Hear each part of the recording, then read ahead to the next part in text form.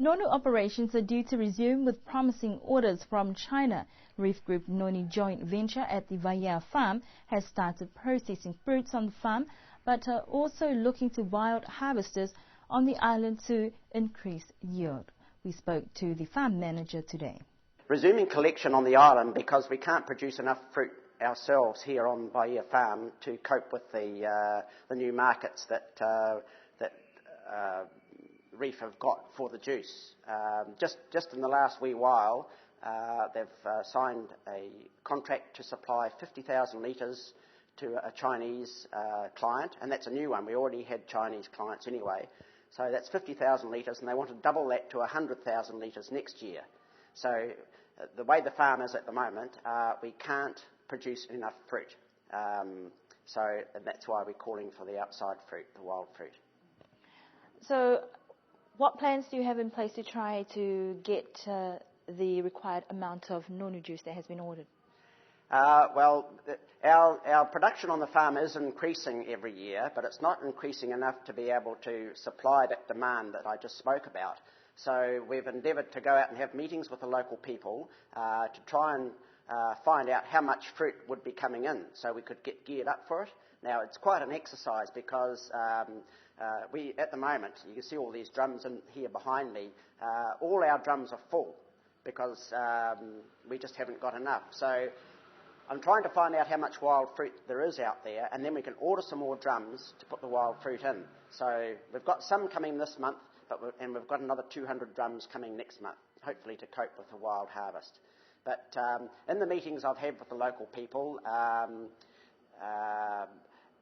they weren't satisfied with the 70 cents on offer, so we went back to Michael Jones and Kim Gordon in Auckland, who I'm answerable to find out if we could up the price. And they said, no, 70 cents is all we can afford to do.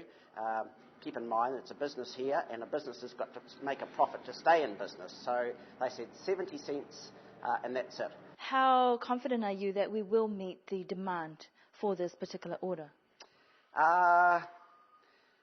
Fairly confident, because as I said, our production is going up on the farm here, though not as much as we like.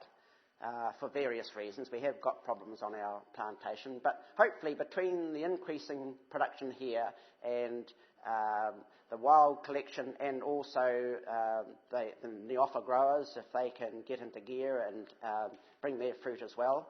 I think BioGrow New Zealand are due here later this month to do the audit for all the organic farming here. So hopefully they all pass with flying colours and they can bring us organic fruit, which would be really, really good. For those who aren't organic farmers, what do they have to do in the meantime? Because August is a few weeks away. What do they have to do to comply and be able to supply?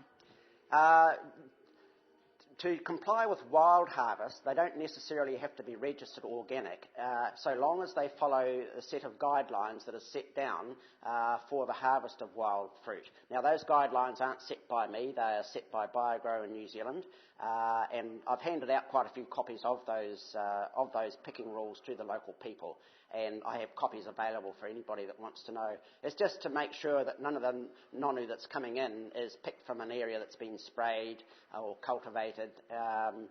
There's some fairly simple rules to follow. Collections will begin in September at the newer markets, but the plan now is to ensure that all requirements are met in compliance with BioGrow standards to meet supply and demand.